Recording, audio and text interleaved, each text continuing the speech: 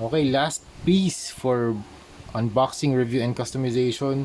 Si Blocky's Transformers Figures Galaxy version 01. Si Prowl naman to mga mamsir. Yan, nilagyan ko na mga names sa ilalim para hindi ako magkamali sa mga pangalan at description nila. Yan, very solid, fun build, very easy lang. Meron siyang display base for additional height. 4 inches yung total ng kanyang 4 inches or 10.5 cm yung height niya, tapos yung width niya around 2 inches. Very nice color palette. You have the whites, the grays, dark grays, tapos may light gray din. And then meron ding mga muted blue for additional contrast and red for accents. Nakalagay din dito Highway Patrol Police. And then meron din symbol ng star and a shield. Then you have the Transformers logo, the Autobot logo. Tama ba? Autobot nga ba to? Yeah. Pwede natin check dito sino ba to? Prowl. Yeah, Autobot siya. Okay.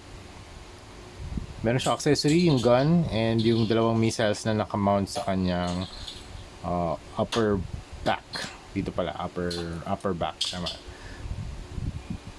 So this is the front, this is the back, side, and side. Okay.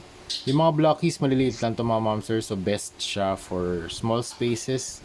It's very fun and easy to build. Para siyang a desk toy and made siya for kids din and for collectors na gusto maglaro ng kanilang mga Transformers na action figures. Meron siyang superb articulation kasi yung mga connectors niya ball joints.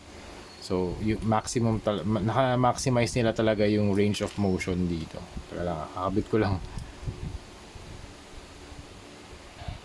Alright, let's start sa face. Light gray face with the blue eyes, nose, mouth, red section ng kanyang head armor, white helmet. You have the light gray missiles mounted sa kanyang upper back, Highway Patrol Police na doors, then yung shoulders na merong sheriff badge or police badge, Transformers logo, police na text na italicized dito sa kanyang chest, yellow accents, and then sa waist naman meron siyang mga mechanical details, then inverted triangles sa kanyang crotch, horizontal lines dito sa kanyang crotch area. Sa kanyang arms, you have the whites, the grays, and the whites again for contrast. Tapos sa kanyang legs naman, you have the gray legs and the white legs. Very large legs for stability. And then you have the text patrol. Tapos yung feet niya, color gray. And meron din mga mechanical detail. This is very cool. Mataas yung percentage ng playability kasi hindi ka mag-worry about the material. Super stable, super strong, ABS plastic material na ginamit nila. Thank you again, Blockies, for sending this. Okay, articulation, up, down, left, and right. Hindi siya pwede mag 316 na harangan itong mga missiles. And then, wala nang movement itong mga doors. Arms can move up, down, outward. Medyo natatanggal lang pag outward na yan. Outward, rotation, tapos double jointed elbow. Meron siyang accessories, yung kanyang baril. Meron ding alt hands dito sa container. Meron din mga profile. Meron din siyang profile dito. Ayan, si Prowl, sakto. Ayan, Prowl. Meron din mga pwede rin siyang humawak ng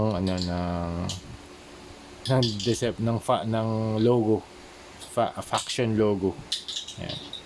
Tapos itong waist, pwede mag-rotate 360. Feet can kick forward, sideward, and back.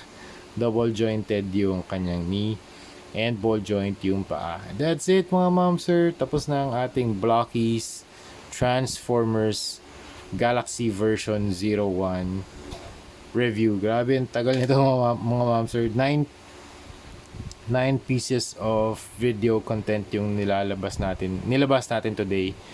Kaya ayan, be sure to please make sure to stand by sa mga upcoming updates pa natin. I-customize natin to after the review. Okay? So that's it. Thank you very much for watching and see you sa next video. Bye-bye.